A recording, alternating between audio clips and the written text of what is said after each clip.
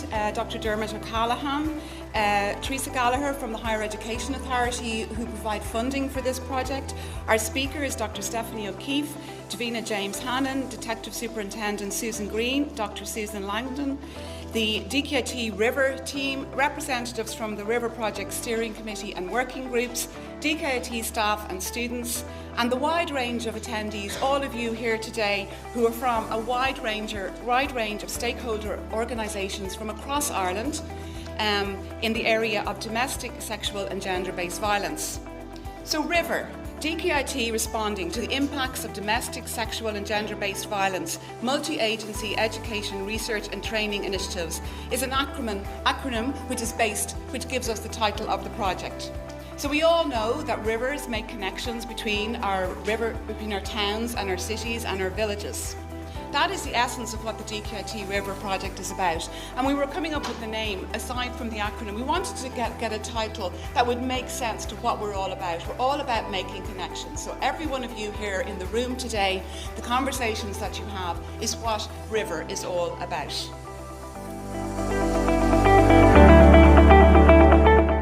Good morning everybody, and thank you very much for coming to join us at today's event. I suppose just before I get into where we're at with the RiVeR Project, I suppose for those of you who may not be aware, I know most of you probably are, just the background to it.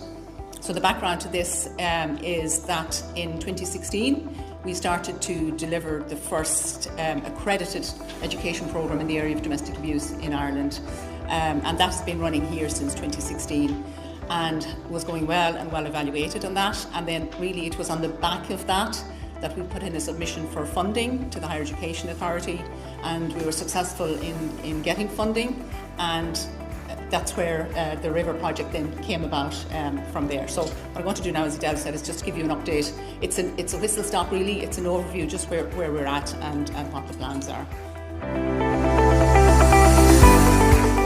RiVeR Project for one of the first conferences of the year, so fair play. They've been planning well ahead and getting in early and getting us on the road to be here with gusto at the start of the year to address what are very significant, profound challenges that have devastating impacts in the lives of women, children and other victim survivors. And I would just like to say, just to thank you to the team at RiVeR for just this idea of collaborative practice is critically important, and focusing on this particular issue today obviously very important, because we're not the experts in coercive control within Cool. The experts are the people that we fund and the people that we work with, and the guards and other people in the state who work in the area of child protection and what have you. So our learning comes from that. We'll develop more expertise over time, but we're never going to be the experts in that. And that's why we will be continuing on the principles of co-design in our work. But thank you very much to the team, and thank you all for listening, and I look forward to engaging with you later. Coercive control is acts by the abuser which either literally or metaphorically shrink the world of the victim. It then follows that our interventions must try to make the victim's world bigger again, or what Professor Liz Kelly has called increasing her space for action.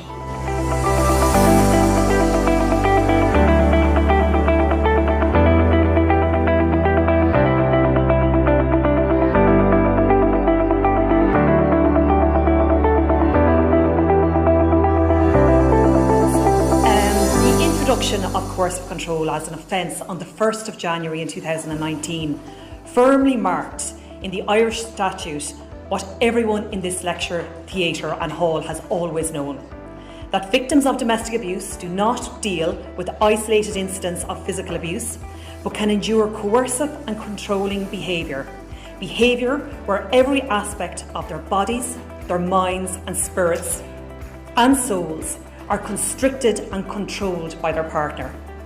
And that control is intensified when they have dared to leave, to escape the daily and systematic contempt and physical and metaphorical entrapment. And we have seen too often in this country where the abuser takes the ultimate control of the victim by killing them.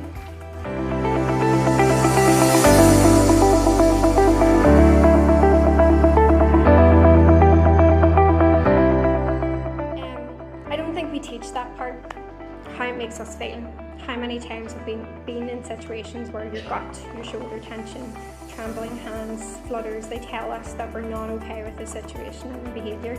That's normally the first indication that something's not quite right. So let's look at our own definitions, please, and how much of that is about behaviour, or is it about how the person feels? I want you to have a look at your own definition and think, does this resonate with the 6-year-old? Does this resonate with the 16-year-old? Does it resonate with the 66-year-old? Because we know that these experiences are across our lifetime, or can be across our lifetime. Now, as I said before, I'm a daughter and a mum. I've been told many times by my own mother to take a big deep breath. You know, whenever the tears are coming in a difficult situation, my mum's like, you're okay, take a big deep breath. And I do the same with my daughter. And I would say to her, you know, you need to smell the flowers and blow out the birthday candles when we're dealing with difficult situations.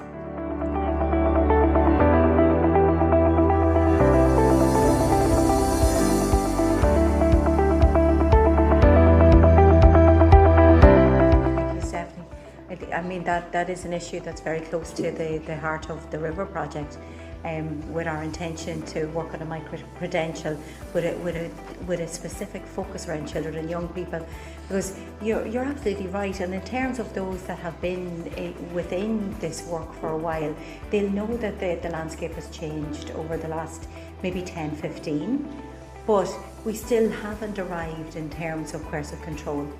And children and young people being victim survivors in their own right. We're not fully there.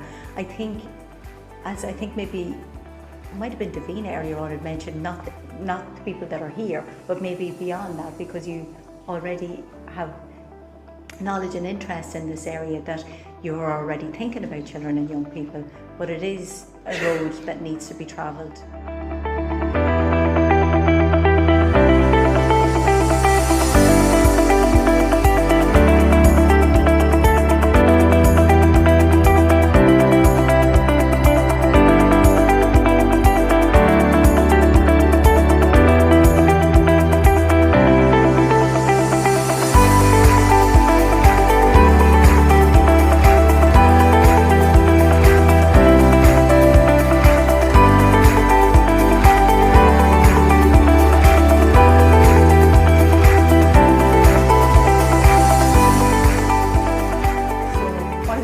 Take-home message from today's conference, and I suppose just to say, you can just put in 20 characters, you know, at once, but you can do that several times if you have different words or thoughts or whatever from the day that you can put in.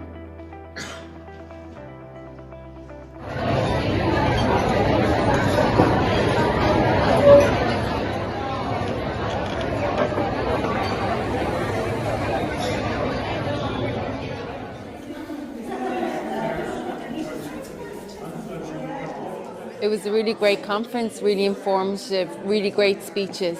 Really enjoyed every aspect of it, and we were well catered for with the delicious food, so thank you to everyone. A really great day to network with so many people and to build resources and to make connections, and really informative to learn so much today.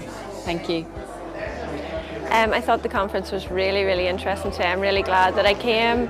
I learned so much more about coercive control and about how it affects women especially, and how we really need to look at it throughout, from children right through. Today's conference was excellent. It was a great opportunity to be in a room with so many experts in the field of domestic violence. When I think about my own area of work in the emergency department here in County Louth, it's given me lots of ideas to go back to see how we could work collaboratively with the people that I've met today, in order to raise awareness and education for myself and my colleagues to be able to identify and support anyone who has unfortunately experienced domestic violence.